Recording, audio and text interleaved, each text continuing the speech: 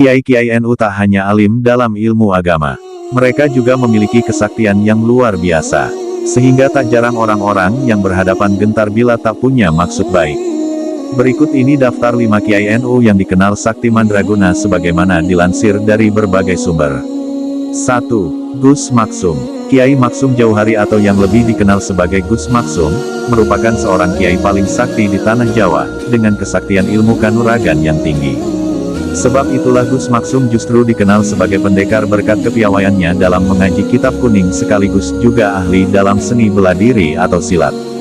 Beliau merupakan pengasuh pondok pesantren Lirboyo, Kediri, Jawa Timur.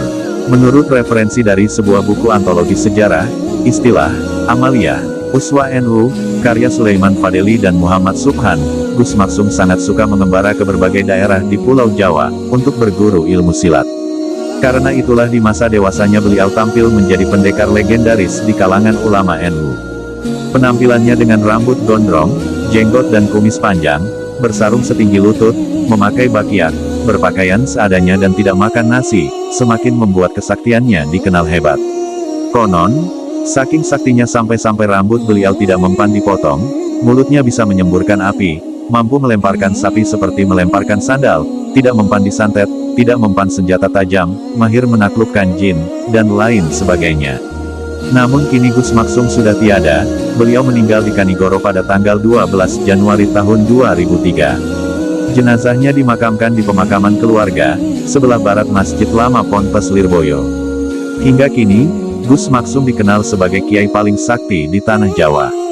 2. Kiai Abbas Buntet. Kiai paling sakti di tanah Jawa berikutnya yaitu Kiai Abbas Buntet dari Cirebon. Kiai yang satu ini ikut mengobarkan semangat kepahlawanan dengan melakukan perlawanan terhadap penjajah Belanda.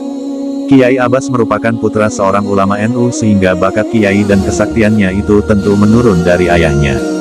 Kiai Abbas adalah putra sulung Kiai Abdul Jamil yang dilahirkan pada hari Jumat 24 Zulhijjah 1300 Hijriah atau tanggal 25 Oktober tahun 1800 Masehi, di Desa Pekalangan, Cirebon.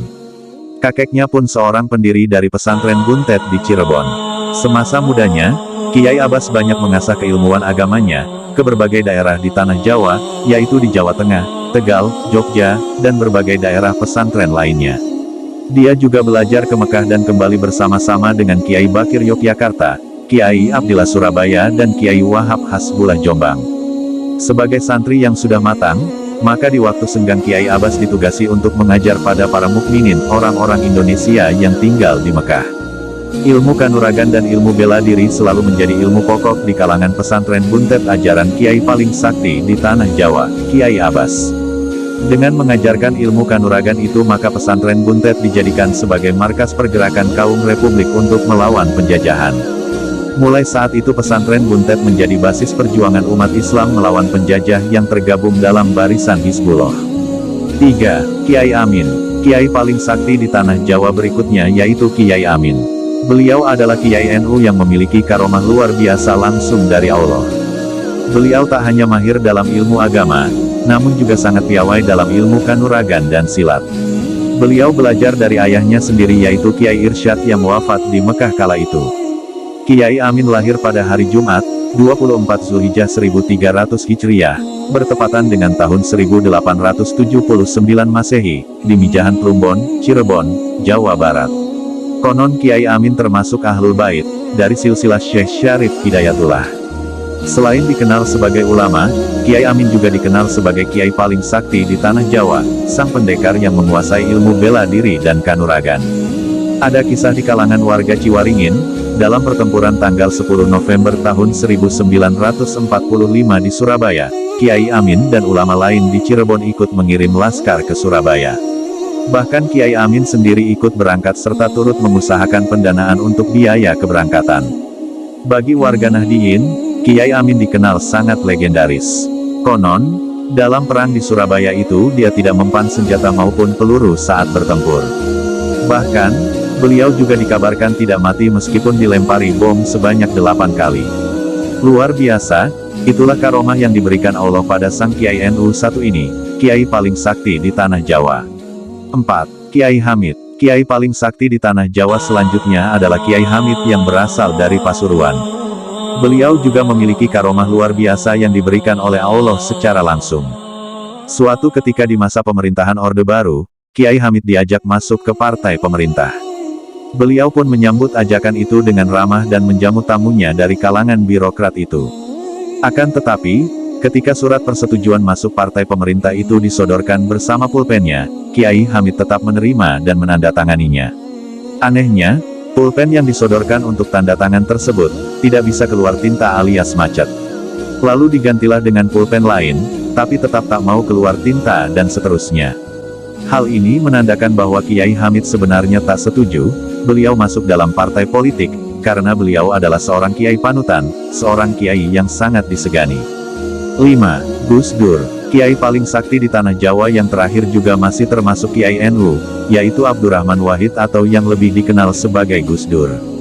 Gus Dur adalah presiden keempat negara Indonesia. Luar biasa bukan? Padahal Gus Dur adalah seorang yang tunanetra. Beliau merupakan Kiai NU tersohor di Nusantara ini, bahkan sampai ke luar negeri. Sebagai salah satu kiai paling sakti di tanah Jawa, Gus Dur disebut-sebut memiliki karomah. Salah satunya diceritakan Hoirul, sopir pribadi Gus Dur.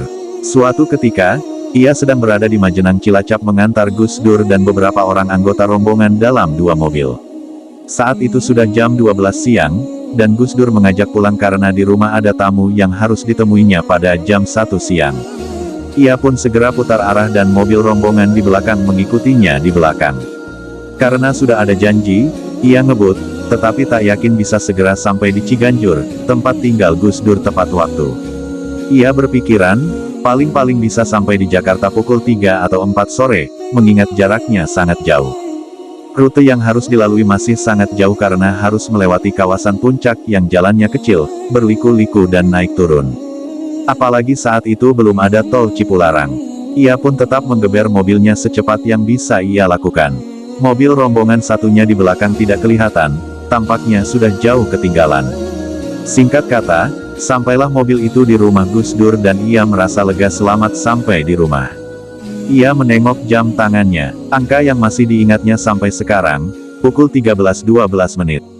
Jakarta Cilacap hanya ditempuh dalam waktu 1 jam lebih sedikit. Dan Gus Dur tidak terlambat menerima tamunya yang juga baru saja sampai. Rombongan mobil di belakangnya baru sampai di Ciganjur pukul 16.30, beda 4 jam lebih dari perjalanannya. Luar biasa, Gus Dur adalah seorang wali bagi kalangan NU, dan beliau pun diakui sebagai kiai paling sakti di tanah Jawa. Wallahu a'lam, semoga bermanfaat.